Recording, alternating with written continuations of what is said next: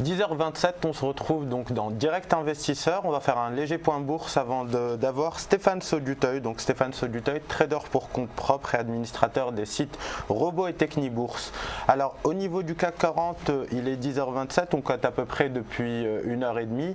Et le CAC 40 donc s'apprécie de 0,89% à 4416,43 points.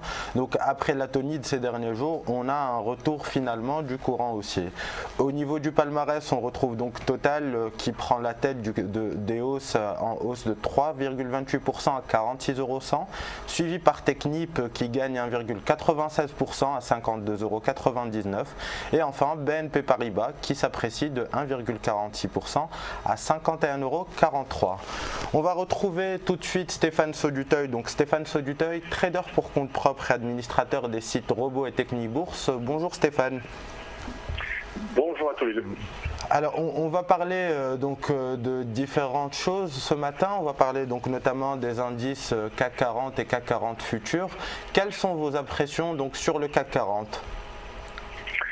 Écoutez, le marché voit toujours le verre à moitié plein puisqu'il a décidé ce matin de s'attaquer à une résistance contre laquelle il butait depuis plusieurs jours, pour pas dire plusieurs semaines maintenant, c'est-à-dire les 4390, 4400 points, tout dépend si on regarde le futur ou le CAC 40 cash, parce qu'il y a une petite différence entre les deux. Néanmoins, on s'est affranchi de cette zone. On a poussé un petit peu sur la résistance supérieure qui est située guère au-dessus, 4420, 4430. C'est un niveau qui pourrait bloquer la hausse de cette journée.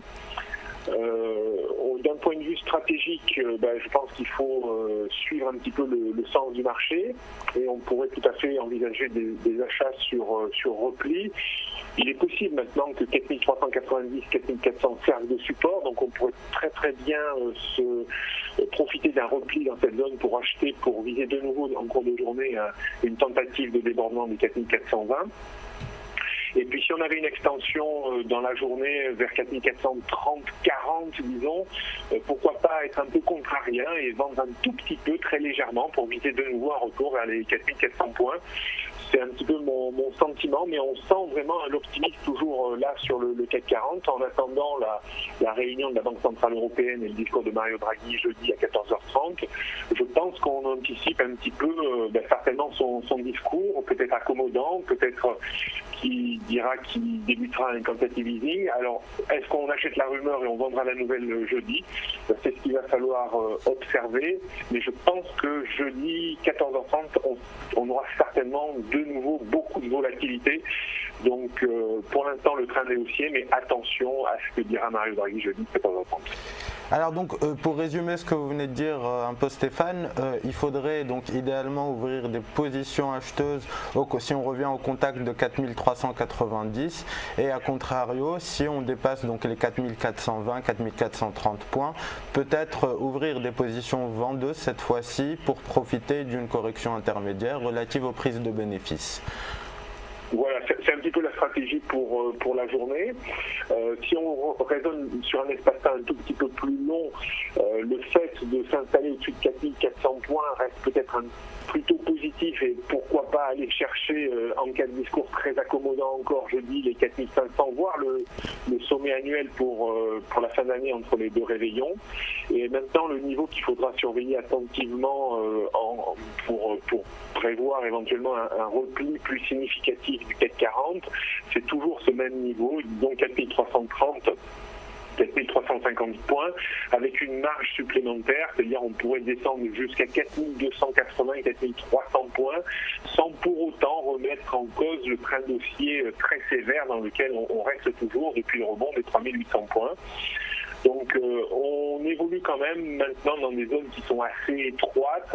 Bon, c'est un petit peu symptomatique de la fin d'année. Le rallye qu'on a connu là s'assimile presque à un rallye de fin d'année. Alors est-ce qu'on en aura un deuxième? Est-ce que quelqu'un retrouvera un second souffle? On le saura certainement jeudi après-midi. Justement, donc la semaine dernière, vous nous disiez que pour vous, le rallye de fin d'année était plus ou moins fait. Est-ce que la séance d'aujourd'hui, en l'occurrence, change un peu votre lecture? Non, pas vraiment. Je pense qu'on est plus un petit peu dans l'anticipation de ce qui va être dit jeudi. Alors attention, souvent quand on anticipe, des fois on vend la rumeur.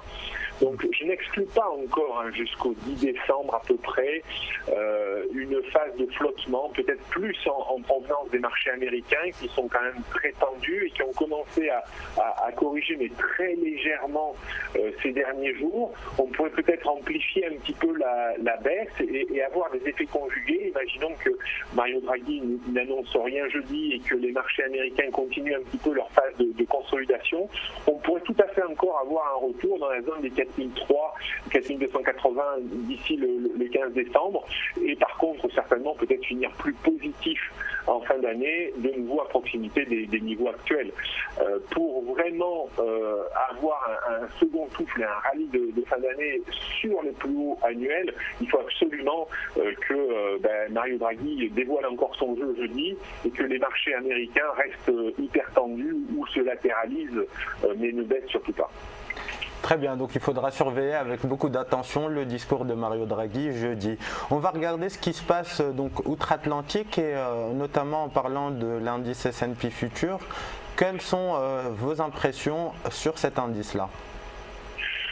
Quand on regarde le SP500, on est toujours dans une logique haussière, même si on s'est éloigné un tout petit peu des récents points hauts autour des 2080-2100 points. Ouais. Quand on regarde les indicateurs également, ils restent toujours en essoufflement et en divergence baissière, mais pour le moment, on ne veut pas consolider de façon significative. Alors, quand on regarde quasiment les 13% de hausse en ligne droite, on se dit qu'une correction de 3 à 5% serait plus que légitime et même probablement un mal pour un bien. Effectivement, parce qu'on a pris plus de 200 points sur le S&P depuis le 16 octobre, donc j'ai envie de dire qu'une correction ne serait pas étonnante à ce niveau-là. Oui, il est clair que dans une logique de correction et pour assainir un petit peu le marché, parce qu'on ne peut pas continuer sur cette cadence sans à un moment donné reprendre un petit peu son souffle par un retour en arrière. Alors c'est toujours ce qu'il y a à craindre. On vit toujours avec un petit peu cette épée de Damoclès au-dessus de la tête, mais néanmoins on ne casse pas de niveau significatif. Alors le premier niveau qu'il faudrait casser sur le SP500 pour engager une petite phase de repli, maintenant on peut le remonter assez franchement, c'est la zone 2020-2040. Si on passait en dessous, on repasserait du mauvais côté de la barrière et on pourrait aller chercher les 2000, voire les 1965 points, qui serait, mais alors vraiment une correction tout à fait logique et saine, peut-être pour repartir à l'assaut des récents points hauts entre les deux réveillons. Mais je ne pense pas qu'il faille attendre quand même d'accidents majeurs et je parierais bien sur une fin d'année à proximité quand même des points hauts annuels.